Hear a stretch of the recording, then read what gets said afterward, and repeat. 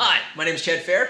I'm Alex Rodriguez. And this is Nerd Java, your daily dose of everything television, movies, and gaming. And today we're going to be reviewing the new Netflix film, The Gray Man, directed by the Russo brothers, starring Ryan Gosling, Chris Evans, Anna de Armas. Yeah. Who else was in this movie? It's a big cast. It's a big cast. Oh, and Billy Bob Thornton was in there too. Unsung hero. Exactly. Yes. Yeah, yes. Can't forget about him. Yeah, so let's jump right into it. What did you think about The Gray Man? Okay, so overall, I actually really enjoyed this movie. Coming into it, I saw a lot of negative press. Yeah. And I'm one of those people, I know you do a good job of avoiding seeing any of the reviews ahead of time. Yeah. I'm not good at that. I spend way too much time online. I didn't watch any review shows or anything like that, but I kept on seeing little snippets of quotes of people saying it wasn't that good. Yeah. This is the most money Netflix has ever spent on a movie. $200 million. Yes. On a movie. And I think it was all right. I think the money that they spent was okay. I thought it was a really good movie. I think it's probably the best movie Netflix has produced so far. Okay. I think that you look at Chris Evans in the role that he played as the bad guy, and then you have Ryan Gosling. They were both right on the money for me. I don't think they could have cast better people in those roles. Yeah, I love both of those characters. Yeah. I agree. I think the issue just coming in, like we were talking about earlier, was just whether or not Chris Evans can really be believable as a villain just because he is Mr. Captain America, Yes, Mr. yeah. America, Mr. Goody Two-Shoes, right? And it's like, will he... I mean, we had a little snippet in Knives Out. He was not really a villain, but he was the antagonist, at least in the story. Yeah. And I thought he did a great job in Knives Out. Knives Out was one of my favorite movies. Well, one of my favorite movies of that year, I guess I should say. But yeah, we're just talking about how the douchey mustache, and I love how they addressed it in there. That helped him put himself in the role, at least for me. And even that haircut and just the whole preppiness about being in Harvard and being from Harvard and playing football. The only thing I couldn't get on board with was the mustache, but they saved it by literally calling it out as a douchey mustache. Yeah, yeah. So yeah, I thought it was good. The casting was fantastic for it. To me, if I were to describe this movie to somebody, I would say it's basically Bourne Identity meets Mission Impossible.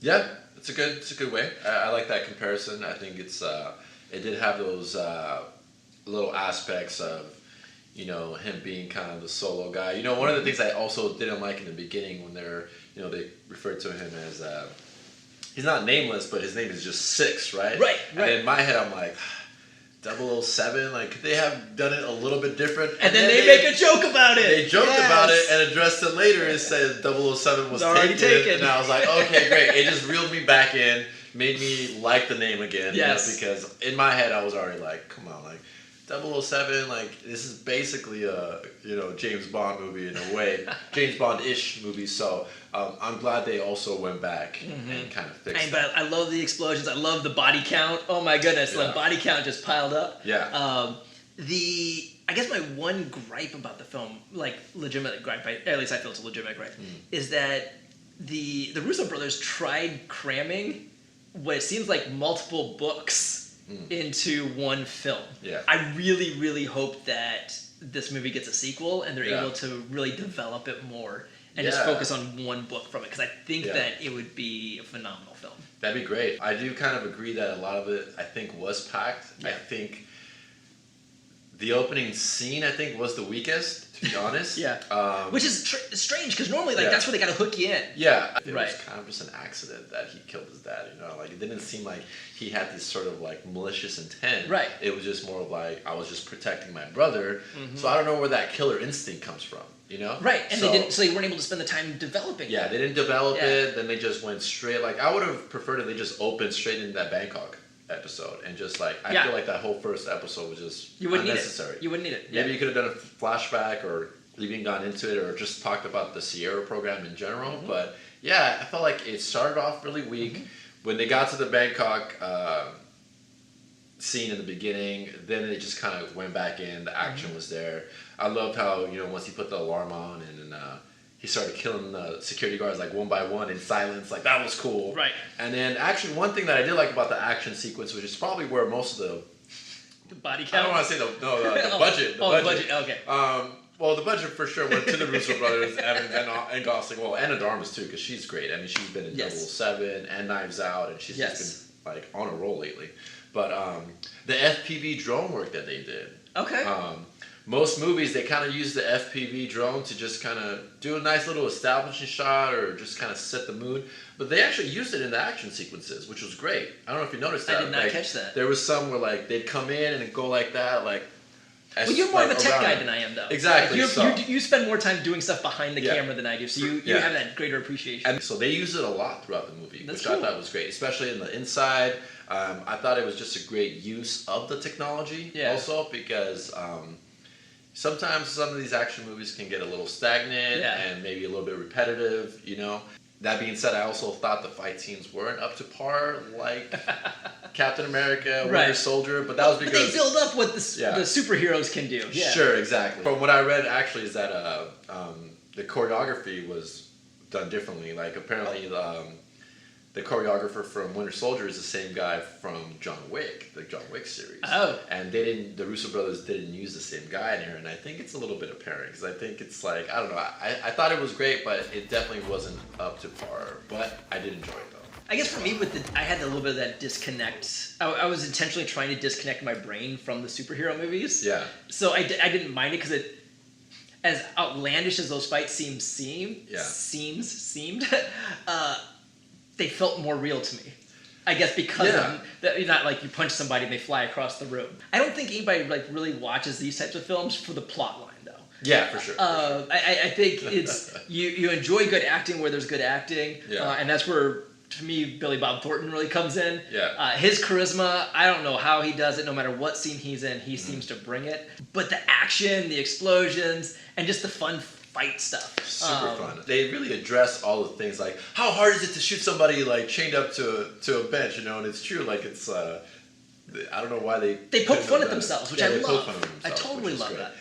One of the Russo brothers ended up making a little cameo at the end. I totally missed that. No. Yeah, that action scene was pretty dope. It did remind me a little bit of Shang-Chi, that bus. Oh, kind of scene. Just a little bit, but I think it was enough. I can see where you're getting it from. Yeah. It was enough to be a little bit different, but the thought that, like, I was like, hey, they did that train scene in Shang-Chi. But it was done differently.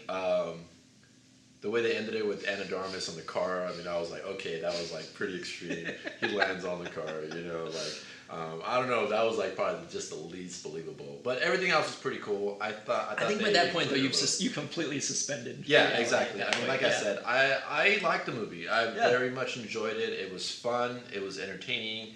I laughed a few times. I think they brought up a joke about Captain America's ass even at one point. I found it to be fairly enjoyable, so I don't have a lot of criticism for it. Oh, cool. It's one that, like, looking back on, I would probably go back and watch again, even with the predictability of things. Great film. They definitely didn't break any new areas in the genre. No. You know, they stayed true to what it was, and yeah, I'd say I'll probably watch it again too. Maybe not so soon, but maybe, you know. Give it a little time. Give it a little bit of time and I'll watch it again. What rating are you going to have? How would you rate this movie? Yeah, so here in our Java, for those of you that are unfamiliar with this, we have a rating system of 1 to 5 cups of coffee. With 1 being the worst and 5 being the best. I really enjoyed this film. I would go back and watch it again. Yeah. So I would actually give this, out of 5 cups, I'd give it 4 cups. Critics, like, they're so hard to please. Yeah, you know? Like, I don't know why their expectations are so high for every movie. They don't have to be a cinematic masterpiece every time. It doesn't have to be. It just has to be something fun, something, again, that you can watch all the way through without having to check your phone or without having to get up and go somewhere and be distracted. You know, if you could sit down and watch it and it's enjoyable, it's enjoyable. And again, like, all the actors were there. Great cast. Good enough explosions, good enough scenes and stuff, you know. And that being said, for my rating, I usually am pretty generous with mine. On the drive over here, I was realizing that I've been giving out 4s for most of the movies. Candy, just like candy. Just like candy, and I'm like, I'm not going to take those back, but I think I do have to just think about a little bit about like what constitutes a 4 out of 5, right? Because in my head, I'm like, maybe a 4 sounds like right in the middle, but technically a 2.5 is in the middle. 2.5 is in the middle, right? If 2.5 is in the middle, for The Gray Man, for me, while I loved it, I thought it was a little weak in the beginning. I'm just gonna take a little half step back. Okay. And I'm gonna give it a solid 3.5 stars. Stars? Oh, sorry. Stars? Stars. What review are you on? Coffee cups. Okay. Coffee is my star of the day. So. 3.5 stars, 3.5 cups of coffee for me, 4 cups of coffee from Chad. Great movie. Go ahead and watch it. If you haven't subscribed or liked this video yet, go ahead and do so. Drop your comments down there. Let us know what you think. And did you think the movie was great? You think it was terrible? Do you agree with what we had to say? What would you rate it?